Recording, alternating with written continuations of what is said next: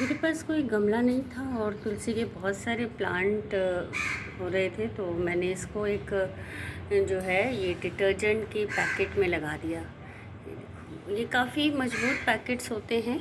और मेरा प्लांट देखो कितना हेल्दी है ना, एक super healthy plant Tulsi ji का। मतलब कि अगर हमारे पास गमला नहीं है तो कोई बात नहीं, इस तरीके के जो हमारे किचन में या हमारे घर में यूज़ होने वाले पैकेट्स होते हैं, हम उसको भी अपना एक प्लांटर बना करके प्लांट लगा सकते हैं। और इसमें भी हमारे प्लांट बहुत हेल्दी रहते हैं। मिलते हैं मेरी अगली वीडियो में। बाय।